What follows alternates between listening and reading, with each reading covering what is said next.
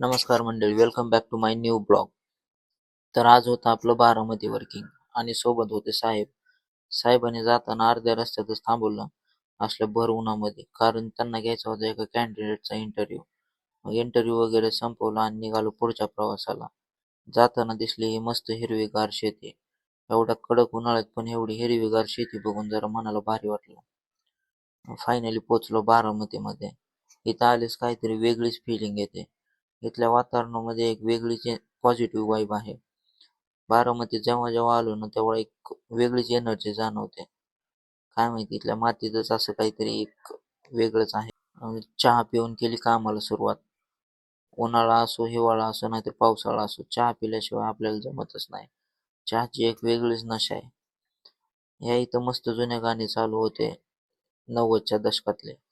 असं काहीतरी असलं ना वेटिंग करायला पण काही वाटत नाही. मग काय बारामतीचं सगळं वर्किंग वगैरे संपवलं आणि निघालो परतीच्या प्रवासाला. जेव्हापासून हे ब्लॉगिंग करायला लागलो तेव्हापासून ना कुठं पण शूट करायची सवय झाली आहे. कुठं पण म्हणजेच गाडी वगैरे चालवताना किंवा कुठं बसलेलो असलो. तर आता पर्सनल ब्लॉगिंग म्हणलेच प्रत्येक गोष्ट तर दाखवावीच लागणार.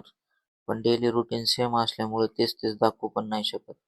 पण दररोज नवीन कंटेंट तरी आणणार कुठून?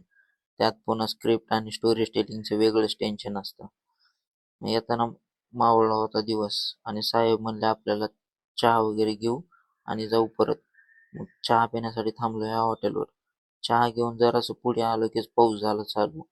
नशीब रस्त्याच्या कडेला दुकानं बंद असल्यामुळे तिथे थांबायला होती जागा. मग काय तिथे थांबलो आणि पाऊस उघडायची वाट बघितली. पाऊस जसा उघडला की तसं निघालो पुढे. पुढे आलं की दिसलं हे सुंदर सूर्यास्ताचं असं दृश्य. आताच पाऊस पडत होता आणि लगेच हे असं वातावरण. फायनली आलो रूमवरती आणि जायचं होतं केस कापायला. या दादाने दिला होता असा लूक बनवून. तर मंडळी भेटूया नेक्स्ट ब्लॉगमध्ये. धन्यवाद.